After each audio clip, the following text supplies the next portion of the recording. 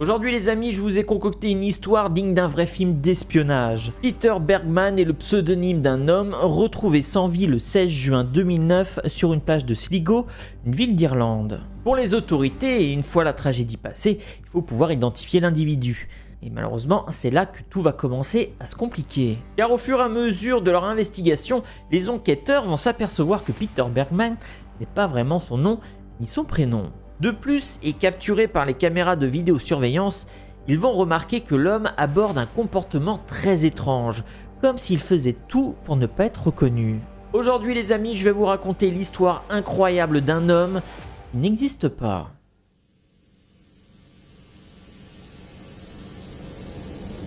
Sligo est une ville de 20 000 habitants située dans le nord de l'Irlande. Une petite ville tranquille qui n'aurait jamais cru être au cœur d'un des plus grands mystères de ces dernières années. Nous sommes le 16 juin 2009 et il est 6 h du matin quand Arthur Kinsella et son fils Brian arrivent sur la plage de Ross Point. Il y a un épais brouillard et la marée est basse. Mais pour le jeune Brian, ça ne le dérange pas. Il s'empresse même de rejoindre les vagues pour commencer à nager. Il est très tôt, mais il faut dire que le jeune Brian s'entraîne pour ses futures compétitions de triathlon. Et pour son père, Arthur, c'est l'occasion de se ressourcer au bord de l'océan. Il a l'habitude de faire ce genre de promenade qu'il aime bien et connaît parfaitement la plage de Ross Point. D'ailleurs, dès qu'il arrive, quelque chose va l'intriguer. Alors que son fils se baigne, lui voit au loin une forme étrange comme déposée sur la plage. Et perplexe, il s'approche quand au fur et à mesure que la brume se dissipe, il lui semble apercevoir les contours d'un corps. Le corps d'un homme plutôt grand, allongé à même le sol. Ne voulant pas faire de conclusion trop hâtive, il fait le tour de l'individu pour ensuite poser sa main sur sa cheville. Et là, malheureusement, il ne peut que constater la froideur du corps. Pour Arthur, il n'y a pas de doute, il s'agit bien d'un homme sans vie qu'il a en face de lui. Il appelle alors son fils à sortir de l'eau et prévient la police. Et c'est le sergent Terry McMahon, qui fait partie des premiers arrivés, qui commencera l'enquête. Il arrive sur la plage avec une bâche sous le bras afin de recouvrir le corps par la suite. Mais en arrivant, il voit allongé au sol un individu qui semblait avoir dans la soixantaine, un homme grand d'environ 1,80 m avec des cheveux gris et courts. Et pour le sergent, dans un premier temps, et selon toute vraisemblance, il s'agissait d'une malheureuse noyade et l'océan a dû rejeter son corps. Pour le sergent McMahon, cette histoire, bien que triste, semble-t-il être rapidement résolue. Sauf qu'à ce moment-là, il ne s'imaginait absolument pas que c'était le début d'un des plus grands mystères d'Irlande. S'il s'est noyé pendant qu'il se baignait, alors peut-être qu'il a dû laisser ses affaires pas très loin. Et effectivement, sur les rochers, les policiers mettent la main sur des vêtements. Des vêtements parfaitement rangés et pliés soigneusement. Ils semblaient être ceux de la victime. Pour en savoir plus sur son identité, les policiers décident alors de fouiller ses poches. Là, mauvaise surprise, aucune carte d'identité, ni passeport, ni permis de conduire, rien qui pourrait donner la possibilité de mettre un nom et un prénom sur ce visage. Néanmoins, il avait tout de même les poches bien remplies, dans lesquelles se trouvaient 149 € en pièces et billets, une montre, 55 mg d'aspirine de marque allemande, des pansements et un savon bleu non ouvert, et donc encore dans son emballage. D'ailleurs, sur l'emballage du savon est inscrit le logo de l'hôtel Care, un hôtel qui ne semble pas être situé en Irlande. Jusque-là, les enquêteurs ne s'alarment pas et supposent qu'il est peut-être sorti de chez lui sans prendre ses papiers. Et tout qui pense systématiquement à prendre ses papiers pour aller prendre l'air. Sauf que très rapidement, ils constatent que le cas est bien plus complexe qu'il n'y paraît. Ils remarquent quelque chose d'étrange. Toutes les étiquettes des vêtements ont été minutieusement découpées au ciseau comme pour faire en sorte qu'ils ne puissent pas être identifiés. Et malheureusement, et faute d'indications supplémentaires, ils ne sont pas en mesure de mettre un nom sur la victime. Et c'est là qu'ils réalisent que leur enquête risque d'être bien plus compliquée que prévu. Déterminés à lever le voile sur ce mystère, les policiers retroussent leurs manches. L'homme n'avait peut-être pas de carte d'identité, mais quelqu'un, quelque part, l'avait forcément vu. Ils vont alors commencer un véritable travail de fourmi. Et munis de la photo mortuaire de l'inconnu, certains policiers commencent à écumer les rues de la ville. D'autres vont récupérer les différentes images des caméras de surveillance, quand d'autres vont simplement faire les différents hôtels de la ville. Tout, s'il est bien un touriste, alors peut-être qu'il s'est enregistré quelque part. Et c'est effectivement là, dans le Sligo City Hotel, que les premiers éléments vont se découvrir. Arrivés dans l'hôtel, les enquêteurs demandent au réceptionniste s'il reconnaît l'homme sur la photo. Sans hésitation, ce dernier leur répond que oui. Il leur dira même que l'inconnu lui semblait être d'origine germanique, puisqu'il parlait un anglais avec un accent typique des Allemands. Et très soigné, il avait toujours la barbe bien coupée et les cheveux impeccablement peignés. Pour les membres du personnel, ils ont pensé que l'homme était sûrement à Sligo dans le cadre professionnel. Ses tenues, son attitude et ses horaires de sortie, tout laissaient penser qu'il était un homme d'affaires. Et une fois son récit terminé, le réceptionniste donne l'information la plus importante aux yeux des enquêteurs. L'homme s'était enregistré à la chambre 705 au nom de Peter Bergman.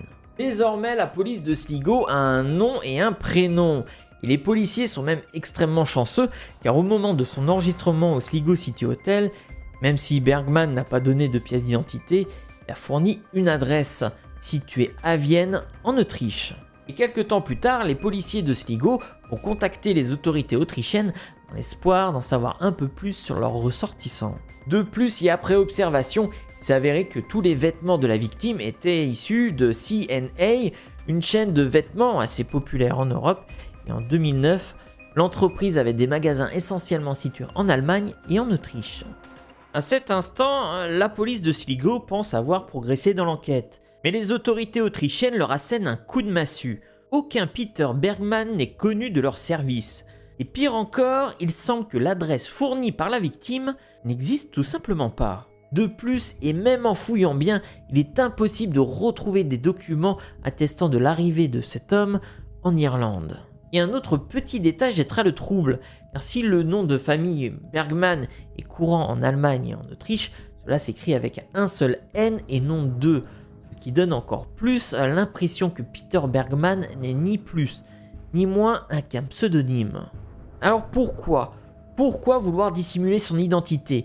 Qui est cet homme et est-ce qu'au bout du compte, cette supposée noyade ne serait-elle pas un meurtre? Et loin de s'arrêter là, pour les enquêteurs, cette histoire va devenir même encore beaucoup plus étrange en visionnant les images des caméras de surveillance. Car en regardant les enregistrements de l'hôtel, les enquêteurs réalisent que Peter Bergman est sorti 13 fois avec un sac violet. Cependant, quelque chose va les intriguer. Au moment de ses départs, le sac est plein et quand il revient, il est systématiquement vide. Malheureusement, impossible de savoir ce qu'il y a dans ce sac violet.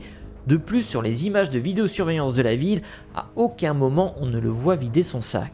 De plus, le prétendu Peter Bergman avait, semble-t-il, un don, celui de systématiquement se trouver dans les angles morts des caméras. Et s'il y en a qui ont réussi à le filmer, globalement il donnait l'impression aux enquêteurs de tout faire pour les éviter, comme s'il ne souhaitait pas être reconnu. Et la question, c'est pourquoi agit-il comme ça ?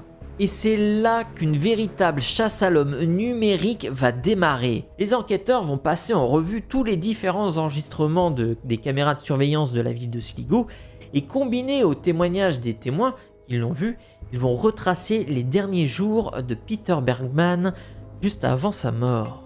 Tout commence 4 jours plus tôt, le vendredi 12 juin 2009. Entre 14h30 et 16h, Peter Bergman est clairement reconnaissable au dépôt de bus d'Ulster à Derry. D'ailleurs, est la deuxième plus grande ville d'Irlande du Nord après Belfast. Portant un sac à bandoulière noire et un bagage à main, il monte dans un bus pour un voyage d'environ 2h30 à destination de Sligo. À 18h28, il arrive à Sligo et après avoir pris un taxi, il se rend dans un premier hôtel qui affiche complet. Et c'est plus ou moins par hasard qu'il va tomber sur le Sligo City Hotel. Après s'être identifié et sans pour autant avoir montré sa carte d'identité, il paie 3 nuits d'avance et monte dans sa chambre au numéro 705. Le lendemain matin, le samedi 13 juin 2009 à 10h49, les caméras de surveillance identifient Peter Bergman en train d'entrer dans un bureau de poste. Là, il achète ensuite des timbres à 82 cents et ça, c'est quelque chose qui va intriguer les policiers. Car si Peter Bergman achète des timbres, c'est pour logiquement envoyer du courrier. Or, à aucun moment les caméras de vidéosurveillance ne le filmeront les poster. Pourtant, il y a bien une caméra au bureau de poste où il est et qui filme les boîtes à l'intérieur. Il y a aussi des boîtes à l'extérieur et elles ne sont pas filmées. Du coup, on pourrait peut-être penser qu'il a envoyé ses lettres dans celle-là, ce qui sous-entendrait aussi qu'il a bien dû envoyer le courrier à quelqu'un donc qu'il le connaissait. Le dimanche, entre 11h et 11h30, il emprunte un taxi et une fois à bord, il demande au chauffeur s'il connaît une bonne plage où se reposer. Ce dernier le conduit à Ross Point avant de le ramener à la gare routière de Sligo. Le lundi 15 juin 2009, à 13h06 précisément, Peter Bergman quitte l'hôtel. Il remet les clés de sa chambre, qui est complètement vidée de toutes ses affaires, et s'en va avec un sac en bandoulière noire, un sac en plastique violet et un troisième bagage noir. Et petite précision, il n'avait plus le même bagage à main que le jour de son arrivée. Là, et sans se presser, il se rend à la gare routière par un chemin détourné hors des caméras de surveillance. Et sur le chemin, il s'arrête au centre commercial l'espace d'un instant, comme s'il avait envie de faire demi-tour, finalement continuer son chemin. À 13h38, il commande un cappuccino et un sandwich à la gare routière. Et pendant qu'il mange, il va prendre un morceau de papier qui était dans sa poche. Il écrit quelque chose dessus, puis le déchire en deux et le jette dans une poubelle. Malheureusement, ce morceau de papier ne sera jamais retrouvé. Il monte ensuite dans un bus qui s'en ira à 14h40 en direction de la plage de Ross Point. Plus tard, pas moins de 16 personnes diront l'avoir vu se balader sur la plage. Et la dernière personne à l'avoir vu décrit un homme avec le pantalon retroussé jusqu'aux genoux et qui donnait l'impression de marcher lourdement. Il était 23h50. Le lendemain matin, et vous connaissez donc l'histoire, son corps sera retrouvé sans vie, étendu sur la plage. Et malgré cette histoire, ce qui est le plus surprenant, c'est les résultats du médecin légiste. Car bien qu'il ait été retrouvé sur la plage, il n'avait pas une goutte d'eau dans les poumons. Car contre toute vraisemblance, celui qui se fait appeler Peter Bergman n'est pas mort de noyade. D'ailleurs, il ne semble pas avoir été tué par quelqu'un, car aucune trace de coup ou de blessure n'a été retrouvée sur lui. Néanmoins, à l'autopsie, il y a plusieurs choses qui sont apparues, comme le fait qu'il avait un cancer de la prostate à un stade avancé, ainsi que plusieurs tumeurs osseuses. De plus, son cœur présentait des signes inquiétants de faiblesse et semblait indiquer que Peter Bergman n'en avait plus que pour quelques semaines à vivre. Pourtant, alors même que son corps était faible, les examens médicaux ont révélé une absence totale de médicaments, qui laisse penser que Peter Bergman avait décidé de ne pas lutter contre ces différentes maladies. Et la conclusion du médecin légiste, c'est que la cause du décès de Peter Bergman est une crise cardiaque. Mais il y a toujours cette question qui reste en suspens, qui est réellement Peter Bergman? Bien là, les théories sur son sujet ne vont pas manquer. Pour certains, il était un agent des services secrets, ce qui expliquerait son étrange comportement et pourquoi aussi il essayait de temps d'esquiver les caméras de surveillance. De plus, peut-être que le contenu qu'il y avait dans le sac violet était un élément d'échange lors de transactions qui n'ont pas été filmées. Cela expliquerait aussi pourquoi il a utilisé un pseudonyme et qu'il a donné une fausse adresse. Et peut-être qu'un dernier rendez-vous sur la plage de Ross Point a fini en règlement de compte. Malheureusement, cette théorie, bien qu'elle explique certaines choses, ne tient pas vraiment, notamment pour une raison. Le médecin légiste a conclu à une crise cardiaque et rien ne montre qu'il a été assassiné.